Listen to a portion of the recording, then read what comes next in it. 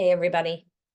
There's a saying that I've heard from professional peace builders who talk about the fact that no matter how good your intervention is, and no matter what it does in terms of getting people to think differently and feel differently and understand the situation, if nobody changes their behavior, then ultimately the intervention has been a failure. In other words, if we are not doing things differently than we otherwise would, we're not managing to prevent election violence just by thinking differently.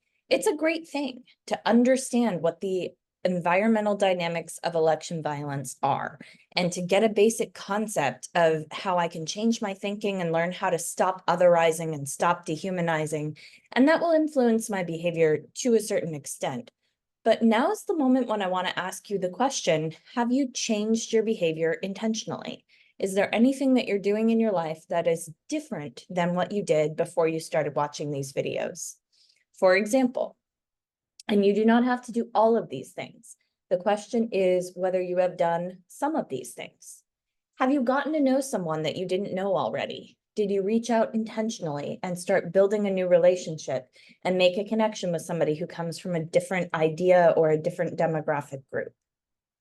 Have you been interrupting rhetoric that comes from a place of fear or anger or dehumanizing people? Have you been saying, actually, I'm not sure this is a helpful conversation? Or did you hear that that candidate was telling us who to be afraid of, but wasn't giving us a solution? Have you made it a practice to acknowledge complexity? Are you trying to be truthful and say, my side says this, and I believe that that's the right solution, but the other side has an interesting point about this or that aspect? Are you refusing to spread rumors? When you hear a rumor, do you explicitly decline to repeat it if you do not know for a fact that it's true? Have you been finding ways to work for fair elections? Are you working as a poll worker, or have you encouraged other people to work as a poll worker? Or are you engaging with the Braver Angels Trustworthy Elections report? Are you working with youth and encouraging younger people to step up into leadership in preventing election violence? Have you been doing voter education or civic education, explaining to people how to vote, how to register to vote, what your options are in addition to voting, how to run a nonviolent protest, how to get involved in civil disobedience? Have you been developing peace messaging for your local community?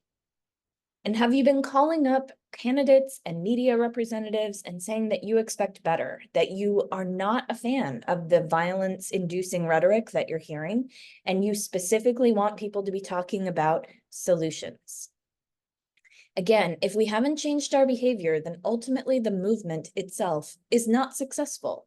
The internal change is incredibly important. Please don't think I'm skipping over that. As we learn things and we learn to look at the world differently, that is an amazing start, but it's only a start. And if we aren't changing the external behavior, then we are not preventing election violence.